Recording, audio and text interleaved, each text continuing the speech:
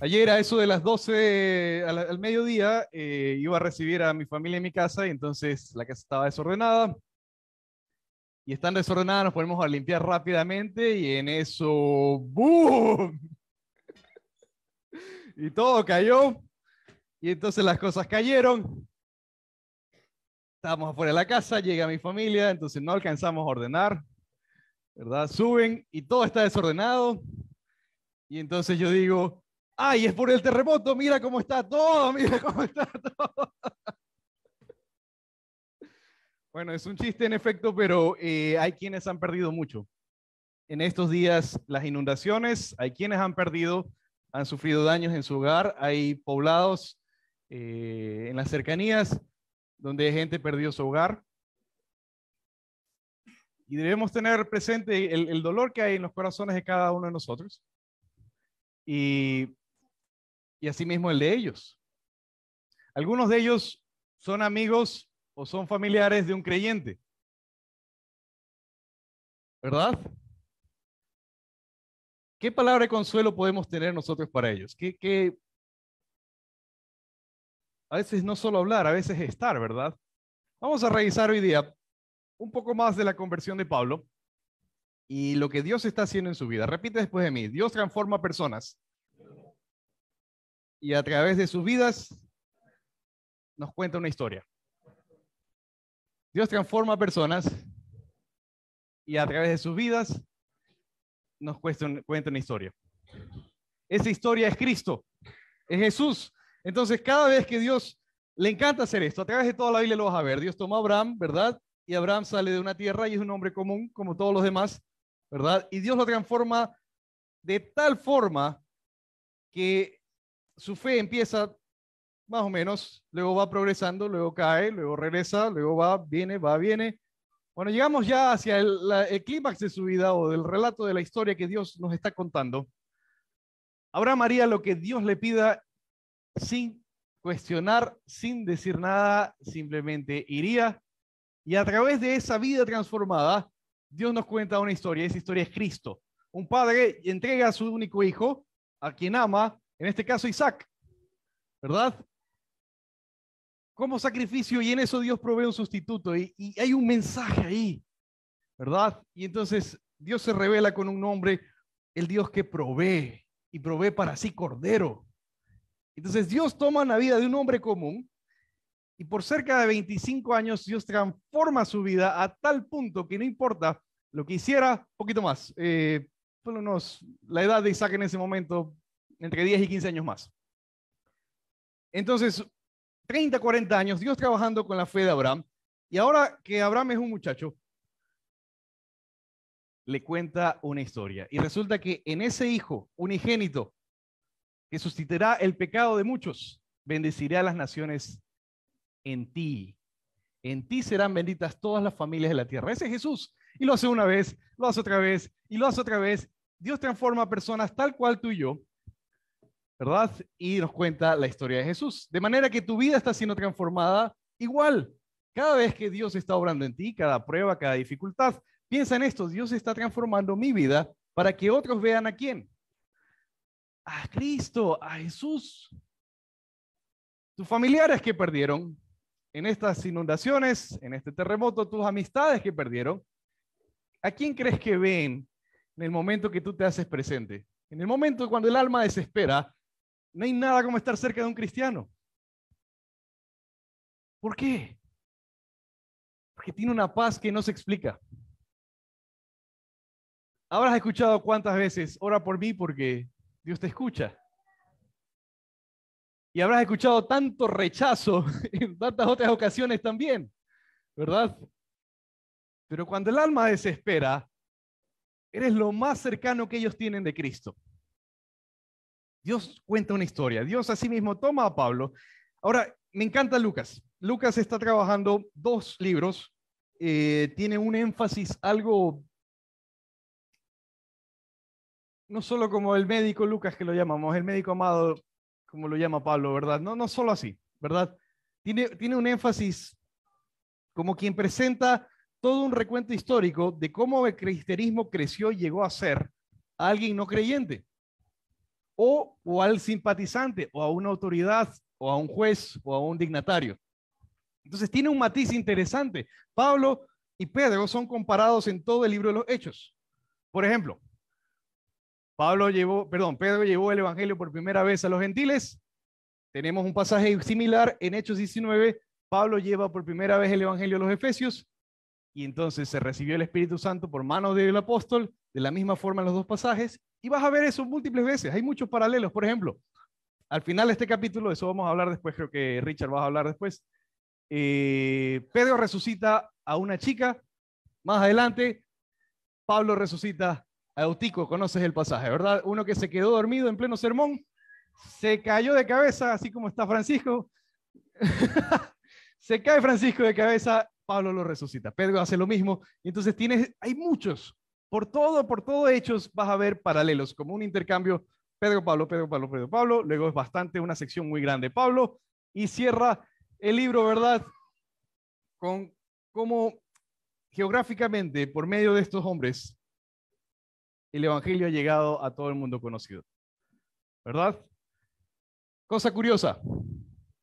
Cosa muy curiosa. Tanto Pedro como Pablo son comparados con algo previo que Lucas había escrito. Lucas primero escribió de Jesús. Y entonces vas a ver muchos paralelos entre Pedro y Pablo y Jesús. Cosa curiosa, solo Lucas nos habla del hijo pródigo. Repite después de mí, esta frase no es mía, para nada mía. Esto es de Ron Walburn, de Nueva York, y es un ministro de la Alianza que conocimos hace poco. Él dijo esta frase: cada vez que nace un hijo pródigo, nace un hermano mayor. ¿Entiendes? El hijo pródigo es el que todo lo malgasta, ¿verdad? Que todo despilfarra, el que insulta a sus padres, el que deshonra a sus padres y su herencia como más no pudo. La oveja negra de la familia. El hermano mayor es el que todo lo hizo bien. De manera que Jesús, por revelación a Pablo y a Lucas, les concede que él habló esto en su ministerio. Sea por entrevista, sea como sea, ellos entendieron, Lucas entendió, debo incluir esto entre las palabras de Jesús. Y Lucas nos registra eso en Lucas 15, ¿verdad? Y entonces las palabras de Jesús nos hablan de dos tipos de mentalidades, de dos tipos de formas de pecar. Si el hijo pródigo peca con las manos, el hijo mayor peca con la mente. Por ejemplo, hicimos una serie de los pecados capitales el año anterior. ¿Se acuerdan? Un pecado de la mente de los que mencionamos. Por ejemplo, de las manos, del actuar, la gula, clarísimo, ¿verdad? La lujuria, clarísimo, ¿verdad? ¿Hay lujuria también en la mente? ¿Hay adulterio en la mente también? Ahí tienes una. Otro pecado de la mente, la envidia, la codicia. Otro pecado por ahí de la mente, el adulterio también ocurre en la mente. La mentira, eso, los labios. Y es curioso, ¿no? Me encanta trabajar con nuevos creyentes, porque los nuevos creyentes están recién convertidos y no importa lo que tú les digas, van y lo hacen. Nosotros hemos desarrollado una habilidad espectacular para decir, y el momento que siento convicción de pecado y el Espíritu Santo redarguyéndome en una enseñanza, decir, ah, no, esto no es conmigo. Este versículo le cae pero perfecto aquí a mi hermano. Y entonces nosotros esquivamos la verdad. Ay, mira, ese pasaje es para ti. Te están hablando. Te están hablando, ¿verdad? ¿Ese sería un pecado del hermano menor o del hermano mayor? Es muy fácil empezar a actuar como el hermano mayor. Le pregunté el otro día al Señor, Señor, muéstrame en mi vida si he aprendido, porque me encontré con un hermano mayor que me hizo el año pasado imposible.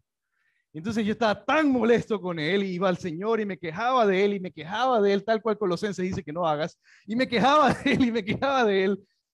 Y me hizo la vida imposible el año pasado. Y entonces yo estaba quejándome de este hermano mayor que se comportaba tal cual, y iba a la parábola cada rato, lloraba con la parábola y no me di cuenta si no se lee la Biblia.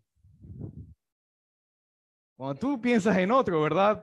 Entonces dije, Señor, perdóname. Muéstrame si yo estoy actuando con él, con otra persona. Si yo hago como él, con alguien más. Unos días después, con mi esposa vimos una película, y en la película era sobre una chica que, siendo alcohólica, cometiendo un crimen, se la sentencia a estar en una casa de alcohólicos anónimos. Y durante toda la película vimos hacer gente sin ningún dominio propio, sin ningún control, sin nada, sin tapujos, sin nada, sin filtros, ofendiendo a todo el mundo. La película es cómica. Hay momentos, hay un clímax, en efecto, hay momentos muy tristes también, pero la película es cómica. Pero entre risas y risas se dicen las cosas. Cuando me di cuenta, yo tengo unos alcohólicos en mi entorno, a quienes yo no tengo la más mínima paciencia. Esta semana me encontré con uno. La vez anterior que nos vimos, él me dijo, esta vez sí quiero volver a Cristo. Y yo le dije, regresa cuando estés sobrio. Esta semana me aborda ebrio, pero totalmente ebrio. Y fui severo.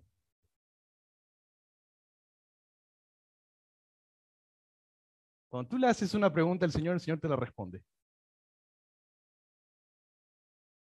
Quiero argumentar que Pablo, en efecto, vimos la semana pasada que llevó a gente a blasfemar, que llevó gente a cometer cosas indecibles. Él mismo hizo cosas indecibles. Cuando él habla de sí mismo, él dice, soy de los pecadores el primero. Quisiera mostrarte lo fácil que es actuar como un hermano mayor. Pablo sería el hermano mayor, porque cuando Jesús cuenta esta parábola es de los fariseos. Y los fariseos llevaron a quién a la cruz, a Jesús. Y Pablo estaría de acuerdo con ellos con la muerte de Esteban. Y arranca la persecución. Y no es sino hasta que Jesús le sale al encuentro. Vamos a verlo textualmente. Hechos 19. No es hasta que Jesús le sale al encuentro que Pablo reacciona a qué estoy haciendo. Y cuando leemos estos versos, yo nunca haría esto, no leas así no se lee nada, así no se lee la historia. Si tú lees sobre la Segunda Guerra Mundial, no te ubiques a ti como el héroe de la historia. Tú no eres de los que salvaban judíos, probablemente tú eres el vecino que se está muriendo de miedo porque hay un judío en su entorno. De que si es interrogado, sí diría, sí lo hay. Si no eres el héroe de la historia, no te identifiques con el héroe. Cuando lees, pregúntate a ti mismo, ¿haría yo esto? Sí, es posible que sí, explóralo. Pablo hizo cosas y sería el comportamiento del hermano mayor. He confesado pecado y te he dicho que he tratado a alguien esta semana con severidad. Examínate.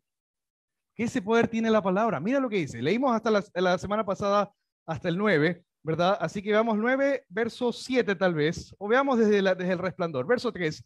Yendo por el camino, aconteció que al llegar cerca de Damasco, repentinamente le rodeó un resplandor de luz del cielo, y cayendo en tierra oyó una voz que decía, Saulo, Saulo, ¿por qué me persigues? Y él, ¿verdad? Y él dijo, ¿quién eres, Señor? Jesús le dice, yo soy Jesús a quien tú persigues, dura cosa te es dar coces contra el aguijón. Él, temblando y temeroso, dijo, Señor, ¿qué quieres que yo haga? Y el Señor le dijo, levántate y entra en la ciudad y se te dirá lo que debes hacer. Mira cuánto tiempo estuvo en la ciudad. 3 días. Hay un dato más. Quedó ciego. Ciego 3 días. No comió, no bebió. ¿Qué haces 3 días después de haber sido el religioso más celoso que se atrevió a tomar las armas para acabar con esta nueva blasfemia, como lo llamarían, este camino con estos cristianos, ¿qué harías en su lugar? Cristo te sale al encuentro, te hiere, te deja ciego y te dice espera hasta que se te diga lo que debes de hacer. ¿Qué pasa por tu mente? ¿Qué puede pasar por tu mente?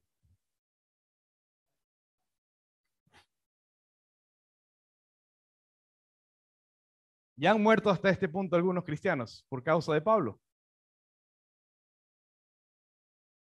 Culpa.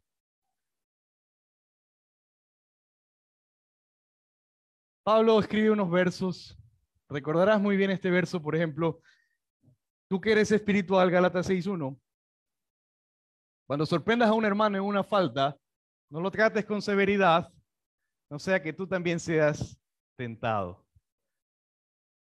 Años después, Pablo escribe eso.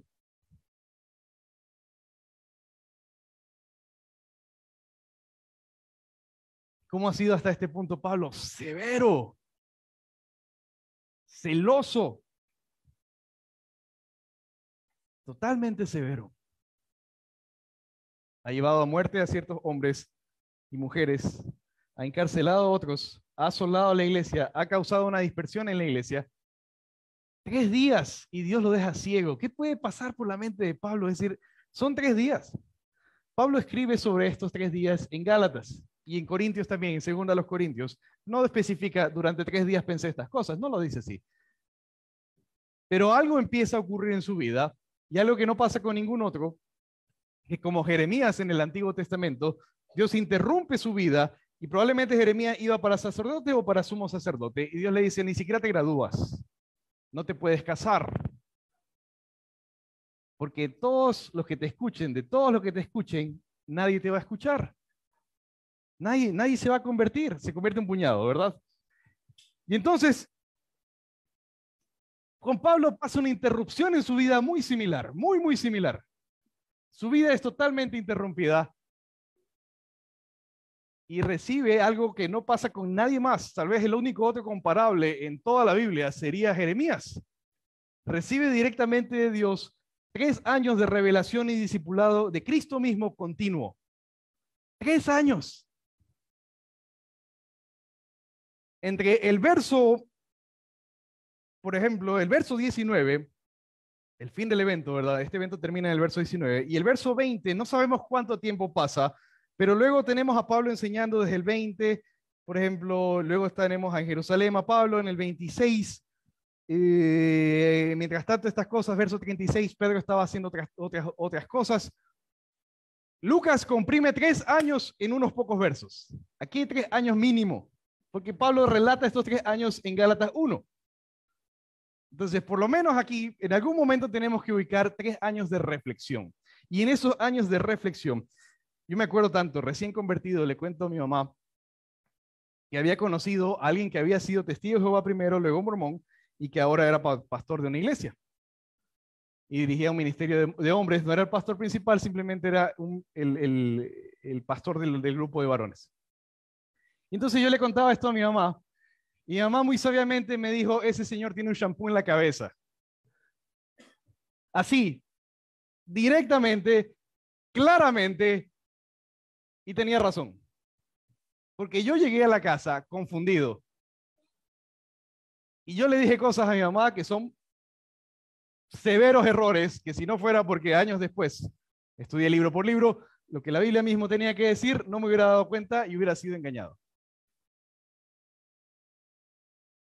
Pablo ha estudiado por muchos años bajo los fariseos. ¿Tú sabes lo que pasa entre los dos testamentos? Nace un género literario de conversación con ángeles. Unos nombres de ángeles que no voy a mencionar, porque la Biblia me advierte de no mencionar ni demonios ni nombres de otros dioses. Los judíos se inventaron una sarta de brujerías. No solo eso, después del exilio, ¿verdad? Tenemos por lo menos dos formas de pensar en la mentalidad judía que caracterizan toda la humanidad, la derecha y la izquierda. Y entonces la religión no podía estar fuera de esta mentalidad, la derecha y la izquierda. Entonces los de izquierda dijeron, tenemos que aliarnos con los gobernantes del momento, los persas en su momento, los griegos después y los romanos después. Los demás eran más separatistas. No, tenemos que conservar nuestras raíces, somos judíos, decían, y formaron algo interesante. Y varios grupos de ellos, los esenios, los masoretas, los fariseos, los predominantes, se inventan una reunión que no ocurre en el templo, sino que ocurre en sus propias ciudades, y ese es el movimiento fariseo, o farisaico, algo así lo dicen, no sé. Entonces, de ese movimiento es Pablo. Cuando Jesús visitaba una de estas reuniones, ¿qué ocurría? ¿Te acuerdas? Alguien interrumpía gritando. ¿Por qué? Como lo dice Pablo más adelante, porque había doctrina de demonios. Y Pablo advierte a la iglesia, esa doctrina de demonios puede contaminar la iglesia también. Así como contaminó a Israel, puede contaminar la iglesia. ¿Dónde iba? Sinagoga que visitaba a Jesús, un endemoniado interrumpía la reunión para que nadie escuche la palabra, sino que se enfoquen en algo totalmente diferente al mensaje que Jesús tenía que darles. Doctrina de demonios. Pablo era un experto en esa doctrina. Entonces, ¿qué hacemos? Lo ponemos a Pablo a predicar de una. Se convierte en un jugador de fútbol americano. Lo ponemos a predicar. Se convierte en un rapero. Lo traemos aquí y lo ponemos. ¿Qué hacemos? Tienen un shampoo en la cabeza. Pablo lo sabe. 3 días ciego. Ciego, ciego, ciego. Una culpa que no lo deja comer. Pablito, ¿no quieres agua? No. Come algo. No. 3 días. 3 días que se convierten en 3 años. ¿Verdad? Dios interviene, no te preocupes. Verso 10. Había entonces en Damasco también, porque llegó a Damasco, a final de cuentas, ¿recuerdas lo que iba a hacer en Damasco? Iba a arrestar cristianos. Un discípulo llamado Ananías. Ananías, tú, Ananías, ven acá. Ven. Ananías, de pie. Y Ananías que decía, no quiero ir. Ananías, ven. Y Ananías decía, no, Señor, yo he escuchado quién es ese hombre. Ananías, ¿qué estás esperando? Te está llamando el Señor, ven. Igualito. Pon las manos sobre Pablo, que reciba la vista y el Espíritu Santo. Pon las manos en sus ojos. Ora por él. Toma asiento. Gracias, Ananías. ¿Y qué dice el texto? Verso 17. Fue entonces Ananías y entró en la casa y poniendo sobre él las manos, dijo, hermano Saulo, el Señor Jesús, que se te apareció en el camino por donde venías, me ha enviado para que recibas la vista y seas lleno del Espíritu Santo. Y al momento le cayeron de los ojos algo como escamas salieron de los ojos. ¿Te imaginas que se te caiga algo del ojo así? Bueno, ahorita lo podemos imaginar porque existe el lente de contacto, ¿verdad? En ese entonces no existía nada similar. Imagínate que se te cae algo del ojo. Una vez se me partió un diente comiendo melón, mordí el tenedor, se me parte el diente, yo vi la muerte en ese momento. No me imagino a quienes hayan perdido una parte del cuerpo en un accidente o en algo, no me lo imagino. Es un sentimiento horrible. Imagínate que se te cae un pedazo de ojo. Y entonces él recibe, y mira lo que continúa diciéndole, y al momento le cayeron los ojos como escamas y recibió al instante la vista y levantándose fue bautizado y habiendo tomado alimento recobró fuerzas y estuvo Saulo por algunos días, esto puede ser muchos días, ¿verdad? Con los discípulos que estaban en Damasco. Luego hace un viaje, ¿verdad? Incluso Gálatas nos habla que visitó Arabia, donde estaría el monte Sinaí, y por eso comparamos a Pablo con algunos profetas, porque es un lugar interesante, ¿verdad? Donde se firmó el antiguo pacto. Y Pablo reflexionando, es decir,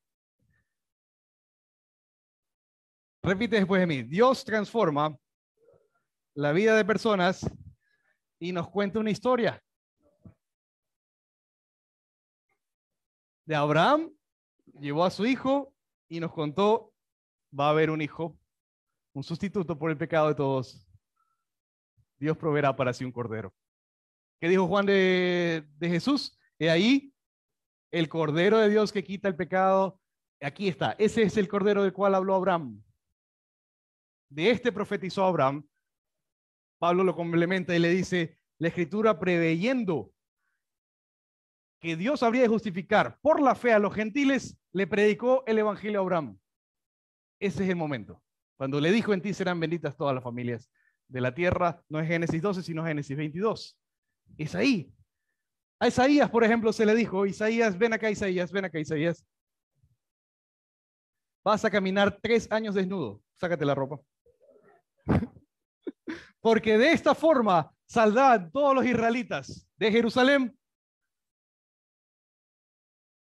llevados por la nación que vendrá a invadirlos del norte. Y entonces la gente decía, oye, ponte ropa, ¿qué estás haciendo? Y él les decía, así saldrán. La vida del profeta es el mensaje. Conoces otro muy bien, conoces a Oseas, por ejemplo. ¿Recuerdas a Oseas? ¿Qué se le dijo a Oseas? Toma una mujer de prostitución y ten con ella hijos. Y a cada hijo le vas a poner un nombre, porque así es con Israel. Yo no estoy seguro si son mis hijos, porque ustedes me han sido infieles con otros dioses. ¿Son hijos de esos dioses o son mis hijos? La vida del profeta, por dolorosa que es el mensaje.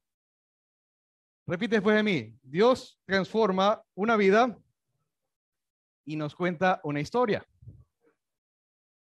Esa historia es Jesús, ¿verdad? Te cuento otro, Ezequiel. Dios le dice a Ezequiel, Ezequiel, esta tarde morirá tu esposa. Y no puedes guardar luto. Y cuando te pregunten, ¿por qué no guardas tu luto? Le dirás, porque Jerusalén, Israel en la dispersión y todos mis hijos han visto el templo destruido, mi ciudad santa destruida, y ni siquiera lo han lamentado. La vida del profeta es el mensaje. Tu vida es el mensaje. Es decir, esas pruebas que estás viviendo están transformando tu vida de tal forma que los demás van a ver a Jesús. Hemos estado por algunos años con un tema con mi esposa y hablábamos esta semana y pasó algo interesante. Entonces yo le dije a mi esposa, es como que si el engranaje hubiera vuelto a funcionar, es como que si la vida... Y se habla ahorita de las etapas del duelo, ¿verdad? Primero hablan de negación, luego hablan de ira. Al final cuentas, tú terminas en realización donde aceptas el trauma, ¿verdad? Y entonces yo me había estancado en la frustración y como que la vida no avanzaba. Es decir, Dios está usando eso dolorosísimo que estás viviendo en tu entorno, todas las pruebas, para transformar, porque tu vida ahora es el mensaje. Entonces, cuando tus familiares y amigos no creyentes te preguntan cómo puedes tener paz, ¿qué puedes responder? Porque tengo a Jesús en mi corazón. ¿Cómo puedes estar tan tranquilo con esta situación tan horrenda? Es que tengo a Jesús. Ahora, Pablo está en esta meditación. ¿Cómo era antes? Ciego. Su vida es el mensaje. Esas escamas no están de más. Dios le habla tal cual a Jeremías, tal cual a Isaías, tal cual a Abraham y así tal cual a nosotros. Esto que le ha pasado en sus ojos es el mensaje. Pablo lo desarrolla muy bien en Gálatas, muy bien en 2 Corintios. Pablo va a predicar. De hecho, vamos a citar Corintios, no te preocupes. Esas escamas son el mensaje. Porque Pablo estaba ciego, Pablo estaba actuando como el hermano menor o el hermano mayor. Aquí no entra nadie que no haya pasado por la escuela de los fariseos. Ningún Mesías puede ser, no, jamás, pues un Mesías, ¿cómo puede ser un Mesías un Galileo? Vamos a darle muerte a esos. De los esenios tal vez. No, ni de los esenios. Celote. Imposible. Saduceo, ¿qué va? Es como si hoy día te dijera de partidos políticos. El Mesías podría ser de tal o cual partido político. No, imposible.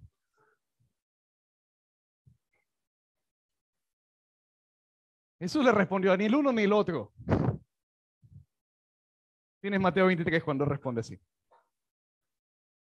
Y entonces, ni lo uno ni lo otro, siempre hay algo superior. Son cuatro preguntas, perdón, a las cuales siempre es ni lo uno ni lo otro, ni derecha ni izquierda, algo superior. Pero no estamos en Mateo. Entonces tienes esta situación. Pablo está ciego, ciego, ciego, ciego. Y entonces ahora son 3 días de reflexión, de culpa, de yo qué sé. Luego son 3 años de revelación, de purificación, de purificación, de purificación. Imagínate, Pablo, decir, todo esto ha estado mal.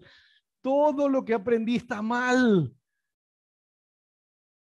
Todo lo que aprendí está mal. ¿Por qué no fui por mí mismo directo a las Escrituras? Y entonces ahora las Escrituras y este es Jesús. Pasa la página. Pero si claramente este era Jesús, ahora puedo ver. Es como si un velo haya estado aquí. Siempre se trató de Jesús y pasa y se hace un experto en encontrar a Jesús en todo. Son 3 años. Y Jesús le dice esto de aquí o aquello y se revela por 3 años a Pablo de purificación. Y cuán necesario es ese tiempo con Dios, ¿verdad? Que purifica, es palabra que purifica. ¿Qué dice Pablo de la palabra en Efesios? El lavamiento del agua por la palabra. Esto me lava. Esto purifica. Necesito hacerlo sin ninguna guía. Necesito ir directo. Mi tiempo en la palabra es mi tiempo con Dios. Y entonces Pablo está purificándose, purificándose. Ahora puedo ver. Ahora puedo ver. Ahora puedo ver. Y entonces Pablo desarrolla un mensaje. Revelado por Cristo, claro que sí, pero Dios usa esa vida transformada, esas escamas caídas, para darnos un mensaje mucho mayor, porque el mensaje que Pablo redacta en Romanos, en Gálatas, en Efesios, en Corintios, en Filipenses, en todas estas cartas que nos encantan. ¿Por qué nos encantan tanto? Porque son a prueba del hermano mayor, porque son a prueba del hermano menor. ¿Te gusta mucho la carne? ¿Te gusta pecar con las manos? Bueno, Gálatas es a prueba de eso. Pero ¿te gusta pecar con la mente? ¿Te gusta juzgar a otros? Gálatas está a prueba de eso.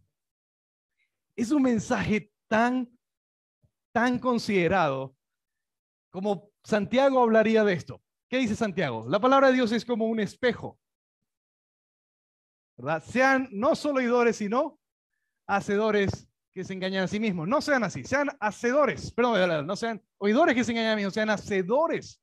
Me trabé. Perdón. Perdón.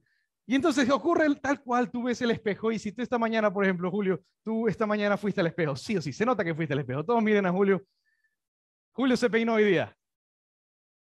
Así se hace. Pero si, por ejemplo, veamos a alguien que no se peinó, alguien que no se peinó, alguien que no se peinó, alguien que no se peinó.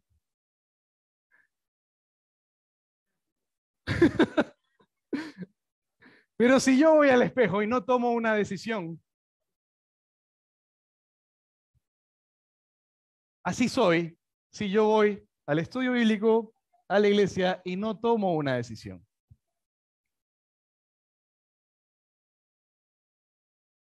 Entonces Pablo hizo este trabajo de mirarse al espejo.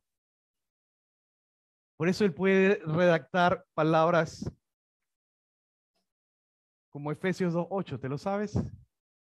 Porque por gracia sois salvos por medio de la fe, y esto no es de vosotros, es donde Dios, si ves, a prueba de hermano mayor, no por obras para que nadie se gloríe, nadie se jacte. Es más, las obras que haces después de haber creído, ¿qué dice el verso 10? Dios las preparó de antemano para que anduviéramos en ellas. ¿De quién es la gloria? Esto está a prueba de hermano mayor, porque el hermano mayor es todo obras, todo desempeño, todo desarrollo, todo lo externo. Todo lo externo parece justo. Pero el hermano mayor puede llevar a Jesús a la cruz. De hecho, lo hizo. Son los fariseos. El hermano mayor es Pablo en este caso. Aprobó no solo la muerte de Esteban, sino que pidió cartas para ejecutar a otros, para llevarlos presos a Jerusalén, para que en Jerusalén sean sentenciados a muerte. El hermano mayor. ¿Qué hay de nosotros? ¿Es posible actuar como el hermano mayor? Lo es. Una vez que creíste en Cristo para salvación, es muy fácil enfocarte en lo que es aparente. Entonces yo puedo empezar a vestir como hermanito. Yo puedo empezar a hablar como hermanito. Yo puedo empezar a actuar, pero mi corazón está lejos de él. Isaías lo expresó de esta forma. Este pueblo de labios me honra, pero su corazón, ahí lo tienes. Vamos a 2 Corintios, capítulo 3. 2 Corintios, capítulo 3.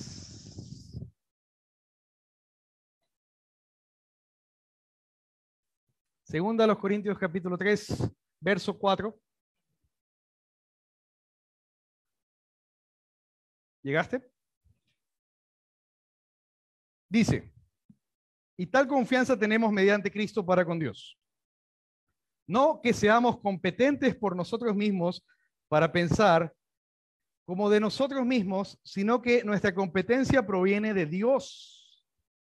Si eres bueno en algo, es porque Dios te lo dio. Mira, esto es a prueba, hermano mayor, sí. 6. El cual asimismo nos hizo ministros competentes de un nuevo pacto. No de la letra, sino del espíritu, porque la letra mata, mas el espíritu vivifica. Si hay un verso en 2 Corintios pisoteado más que ningún otro verso es este. Torcido más que ningún otro verso es este. Este se usa para decir, no estudien la Biblia porque la Biblia mata. No lo dicen tal cual, pero es lo que quieren decirnos. Esa es una lectura de un hermano mayor. Porque mira de lo que está hablando. Dice, el cual asimismo nos hizo ministros competentes de un nuevo pacto, no de la letra, sino del espíritu, porque la letra mata, mas el espíritu vivifica. Y si el ministerio de muerte grabado con letras en piedra fue con gloria, tanto que los hijos de Israel no pudieron fijar la vista en el rostro de Moisés a causa de la gloria de su rostro, la cual había de perecer, ¿cómo no será más bien con gloria el ministerio del espíritu? Porque si el ministerio de condenación fue con gloria, mucho más abundará en gloria el ministerio de la justificación. 10. Porque aún lo que fue glorioso no es glorioso en este respecto, en comparación a la gloria más eminente. Porque si lo que perece tuvo gloria, mucho más glorioso será lo que permanece. Así que, teniendo tal esperanza, usamos de mucha franqueza. Y no como Moisés, que ponía un velo, subraya esa palabra, sobre su rostro para que los hijos de Israel no fijaran la vista en él, en el fin de aquello que había de ser abolido. 14. Pero el entendimiento de ellos, ¿qué les ocurrió? Se embotó, se cegó. Porque hasta el día de hoy, cuando leen el antiguo pacto, les queda el mismo velo no descubierto, el cual solo por quién, solo por Cristo es quitado. Y aún hasta el día de hoy, cuando se lea Moisés, ¿qué está? Un velo está puesto sobre el corazón de ellos, pero cuando se conviertan al Señor, el velo se quitará, porque el Señor es el Espíritu, y donde está el Espíritu del Señor, allí hay. Por tanto, nosotros todos mirando con cara descubierta, como en un espejo, la gloria del Señor, somos transformados de gloria en gloria a la misma imagen. ¿De quién? Del Espíritu de el Señor Jesús. Y ahí tienes a Pablo hablando de esas escamas. ¿Cómo lee, por ejemplo? Veamos a un punto en la historia. Siglo IV, siglo V, Ya el cristianismo es la religión oficial del Imperio Romano y los romanos dicen necesitamos recaudar impuestos. Entonces, ya que somos cristianos todos, veamos en este libro de los cristianos, con estos rollos que cargan, cómo podemos cobrar más impuestos. Ah, el diezmo. En toda Europa y en todo lugar donde el Imperio Romano tuvo su lugar en esos siglos, se exigía un diezmo obligatorio junto con muchos otros tributos. Eso es leer el texto bíblico ciego. No lees para ver a Jesús, ves para lucrar, lees para juzgar a alguien más, lees para obtener beneficio. Ocurre entre la predicación de Lutero al príncipe Federico, y le habla de Cristo. Federico le dice, si yo me hago luterano, los diezmos se quedan en Alemania. Lutero cae en la trampa y dice, sí. Sea como sea, eso impulsó un momento histórico, en efecto, tuvo su beneficio. Pero si ves el interés, ¿dónde estaba? ¿En Cristo o en los diezmos? ¿Será que un siervo del Señor, siendo que el diezmo está en la Biblia y todo lo demás, y las ofrendas y la obra del ministerio se sostiene por el apoyo de los hermanos, realmente Cristo es el que sostiene? No piense alguno, como dice Salmo 55, que nosotros sostenemos a Cristo. Jamás lo pienses. Es todo lo opuesto. Te permite participar en su obra. Pero ¿será que un ministro se puede corromper a tal punto de condenarte por no dar una ofrenda o un diezmo? ¿Ha ocurrido? Ocurre. Eso es una lectura ciego. Este mensaje es a prueba de, porque la salvación no solo es gratis, realmente alguien la pagó, es Cristo Jesús, pero para ti es completamente accesible, abundante, gratuitamente. El perdón de Cristo Jesús ya está pagado para ti. La gracia es para ti. Dios transforma, repite después de mí, la vida de las personas para mostrarnos a Cristo. Se trata de ver a Jesús. Se trata de un encuentro con Jesús. Si tú eres creyente, Cristo se revela a los no creyentes en tu entorno por medio de tu vida, por medio de tu mensaje cuando hablas. Hay veces que no te quieren escuchar, pero hay momentos en que necesitan escuchar. Estos días que el alma desespera. ¿Alguno de ustedes ha tenido un conocido que fue secuestrado?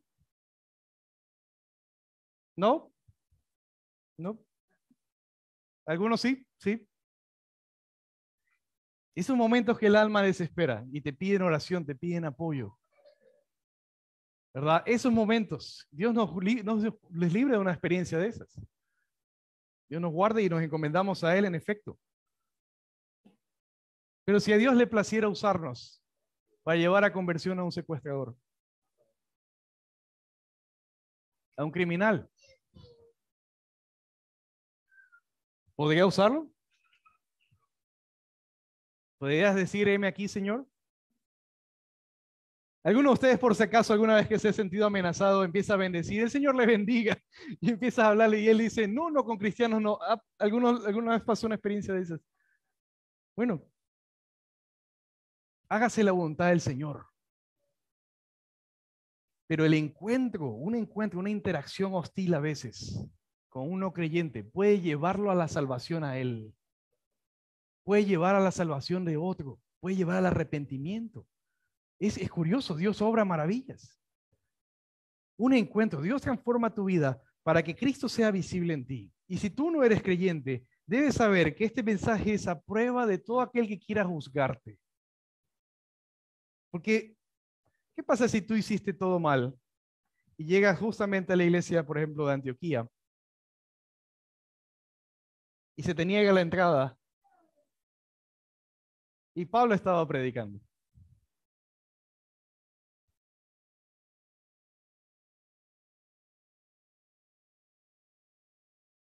¿Qué pasaría, por ejemplo? El mensaje es a prueba de todo. El evangelio como nos es preservado es a prueba de hermano menor, pecador en extremo, y de hermano mayor, pecador también en extremo. Pecador de las manos, pecador de la mente. Es un mensaje a prueba de todo. Es salvación realmente, es perdón de pecados. Si tú creíste en Cristo Jesús, todos tus pecados fueron perdonados ya en la cruz. Si tú creíste en Cristo Jesús, ya fuiste perdonado. No solo eso. Al que no ha creído en Cristo Jesús y le ha dicho, Señor, te serviré, te seguiré, sé el Señor de mi vida, sé mi Salvador, debes saber que tus pecados ya fueron perdonados en la cruz. Nadie te puede juzgar. ¿No es Pablo el que escribe en Romanos, quién eres tú que juzgas? ¿Quién te crees? ¿No fue Jesús el que dijo, tú que juzgas a tu prójimo? Mateo 7:1. ¿Qué tan grave es tu pecado? ¿Se te puede impedir servir?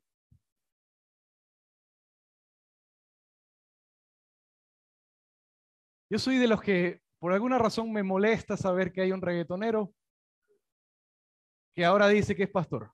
Me molesta, soy medio, me hago lacio. Claro, Juan Luis Guerra, si él dice que es cristiano, yo sí le creo, claro, pues Juan Luis Guerra. Pero a ese reggaetonero no. ¿Cómo quién me estoy comportando?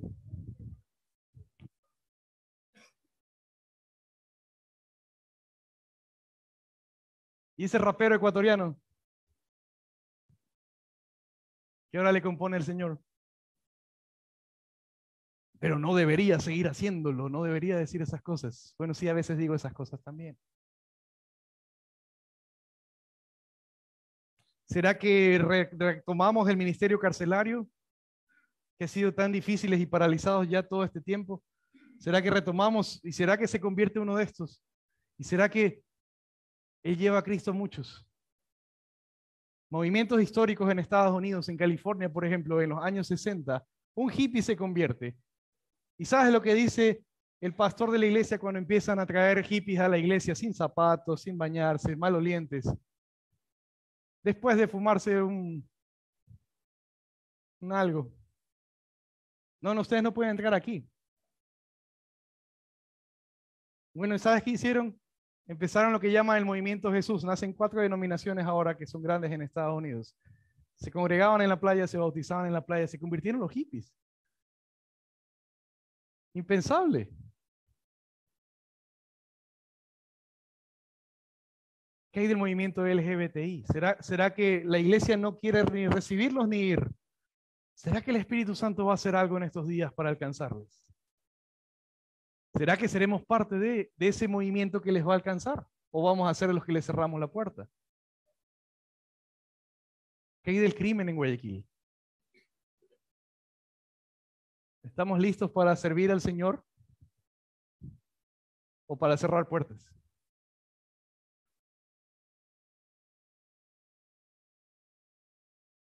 Vamos a orar.